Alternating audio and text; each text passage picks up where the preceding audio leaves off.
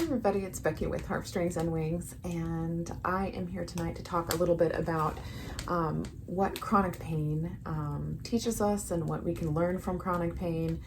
And sometimes it's nice to be able to look at the other side of chronic pain, and when you're going through it, to kind of see like where it brings us and the actual like benefits of our suffering.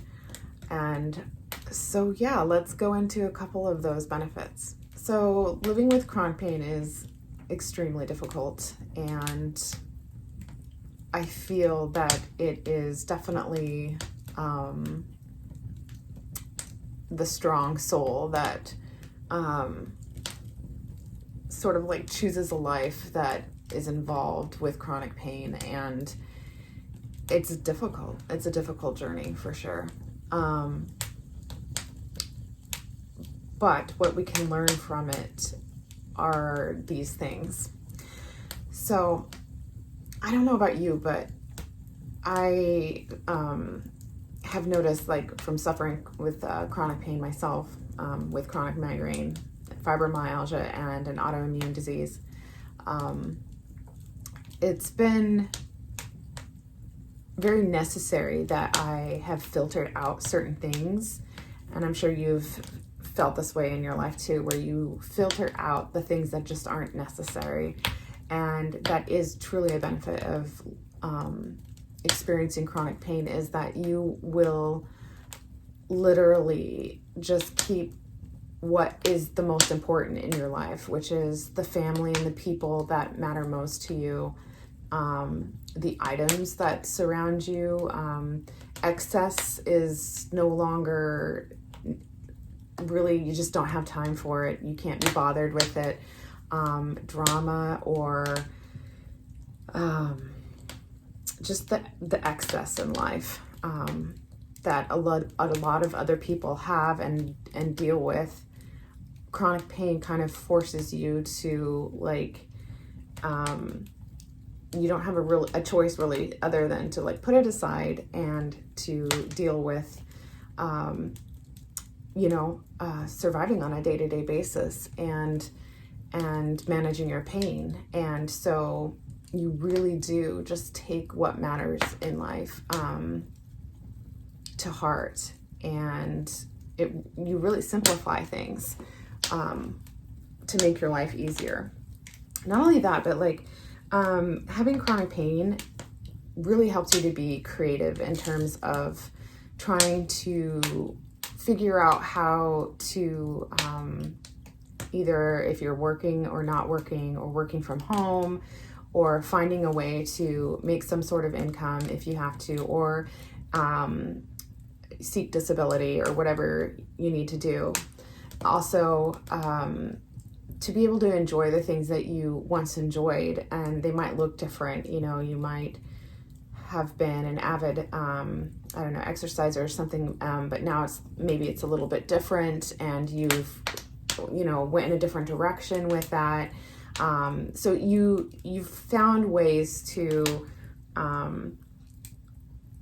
bring what you still enjoy in your life and what you were good at maybe before the chronic pain, and to kind of just like keep that going in your life currently, even though it looks a little bit different. Another benefit of suffering from chronic pain is you really become compassionate, and you learn how to become compassionate with yourself and with others, because when you see somebody else suffering, it's like, that world, and you can be right there with them, and that sometimes that they don't want to hear like what to do, or to try this and that and the other, or that just being there and saying and being for that person, like, yeah, it's really hard. I know how you're feeling,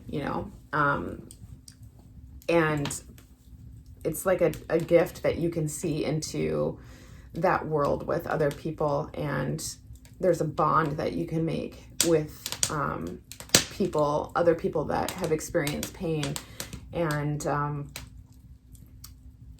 And you will be compassionate with those that, maybe don't suffer chronic pain, but are in pain, or an animal or something like that. Like,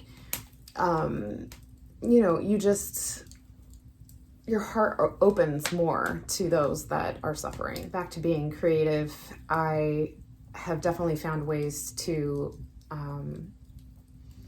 manage parenting with chronic pain, and sometimes that involves like inventing different ways to play with my daughter from my own bed. So if I have like a migraine, or I'm just in a lot of pain, and it depends on the level, of course, and where you're at, but and let's say she's had enough screen time, and it's like, let's go ahead and try to interact here. You're feeling as a parent wanting to be with your children is just the conflict that you have sometimes with your pain, and wanting to be a parent and being there for them, and to be able to play with them and just enjoy time with them. So I have actually, a little bit of her and me came up with like ideas of how to play together. She just didn't give up on me. And just even today, like we just played from bed, and she just got a blue like scarf and pretended it was like a waterfall and was sliding down my knees while I was able to just rest in bed. And but we've done things that aren't that physically involved, like reading books together in bed, or we'll play doctor and I'll be the patient. It's a good one because it works every time. And there's so many ways, creative ways that you can work around feeling what you feel like you're limited because of pain, but you're not. It's just changing your perspective and finding a way around it, and getting creative. I think living with chronic pain helps you become more sensitive. You're sensitive to other people's needs, to the environment, to noises, to lights, to music, to smells, and you can literally create environments that are more conducive for relaxation and support for people in healing.